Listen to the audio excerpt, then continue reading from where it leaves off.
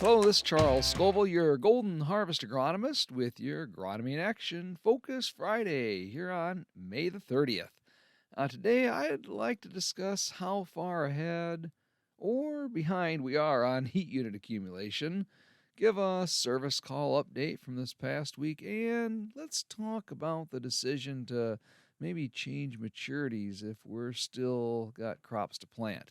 So, let's begin by talking about heat unit accumulation, or in reality, the lack of it in this past week. Now, the biggest realization I had of such a small amount of heat unit accumulation this past week was from the comparison of looking at the same field visited a week ago and then again this week. Crop progress in these fields has virtually stood still for the entire week. Now, it really shouldn't have surprised me knowing that we've only accumulated really a couple of heat units a day for most of last week. But when I told the farmer we should give it a week before making a replant decision, what I meant was a week of actual growing weather and not whatever it was that we experienced last week. We did end up making some decisions on areas to replant, but it wasn't because the crop had progressed very much over those last 7 days.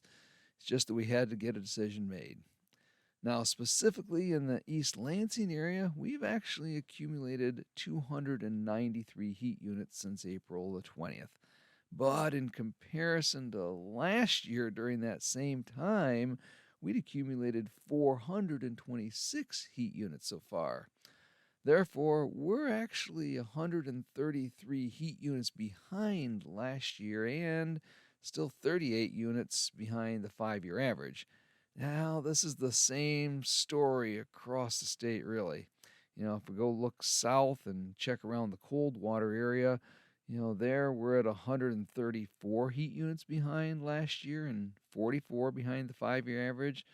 And finally, even if we go north to, let's say, the Mount Pleasant area, we are 118 heat units behind last year and about 39 behind the 5 year average. So the problem here is that most of that falling behind in heat units actually happened last week. Now, the good news is that we are looking at temperatures in the 80s for next week. So I suspect that both this corn and soybean crop will make some great strides by the same time next week. Now, as far as service calls this week, it's been interesting as always. After the Memorial Day weekend, I had the opportunity to fly my drone and do some corn stand counts. Now, through the use of drone deploy software, as Golden Harvest agronomists, we're actually able to fly cornfields that are between that V1 and V4 growth stage. And we can actually give you individual stand counts on every acre we fly. It's actually really kind of cool. I can fly an 80-acre field and actually be able to go out and give you 80 different stand counts on that field, all within really just a few minutes' time. That's a really great tool for evaluating your planter's performance and even making some future management decisions on those fields. Now, as far as flights I flew this week, I'm kind of proud to say that the majority of the fields flown showed a 100% or nearly 100% population consistency. Now, this is a tribute to both the great emergence of our Golden Harvest seed and truly the exceptional farmers we get to work with each year. Now, these customers, they knew the assignment and they got it done. Now, if you'd like me to come out and fly some of your fields, just give me a call before that corn gets too tall and we'll set something up.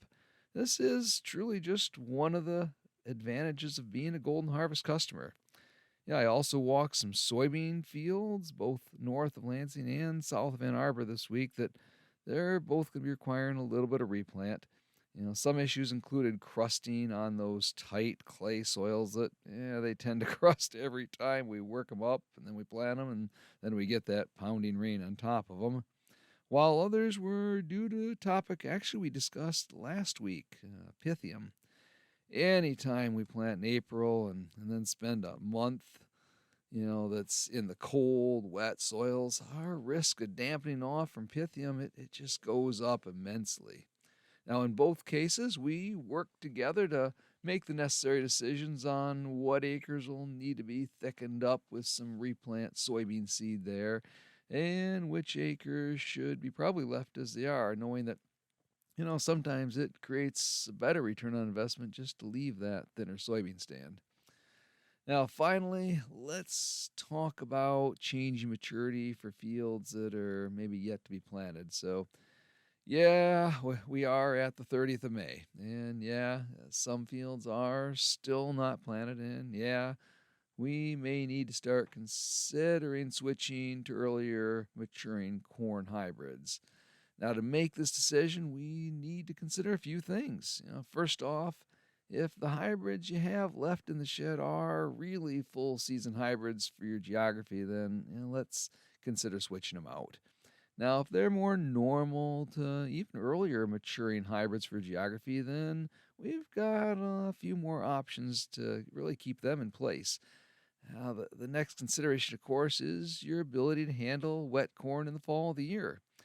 If you have your own dryer and you believe in the concept of phantom yield loss, where you know that harvesting corn at around that 24% moisture and then drying it down tends to give you a more positive return on investment, then, you can field, if you look at field drying that corn down, though, into the teens, that can have certainly more challenges for field loss. Now, of course, we never know for certain when that great white combine of frost will come out in the fall of the year. And, if we don't hit black layer prior to that first killing frost, there is always that risk of what we call 40-40 corn. And that's not good for anybody. So, depending on your stomach for risk and reward, this is a decision that'll need to be made fairly shortly. Now, if you need help, making that decision, just give me a call. We can talk through it. And keep in mind that we do have some pretty darn awesome Golden Harvest early season hybrids still available if needed. Now, of course, on the soybean side, we're not looking at changing maturities there. Really, we want to kind of keep that normal maturity, even planting late here in Michigan. And so let's keep those soybean varieties just in place.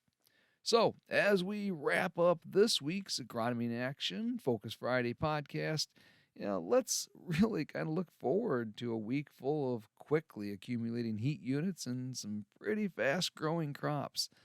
This will shorten the window for drone flights, so, let me know if you're interested. And, we'll also want to probably starting to put some plans together for applications of any split applied nitrogen before the crop starts to outgrow our equipment's ability to apply it. So again, this is Charles Scoville, your Golden Harvest agronomist with your Agronomy in Action Focus Friday. Have a great week.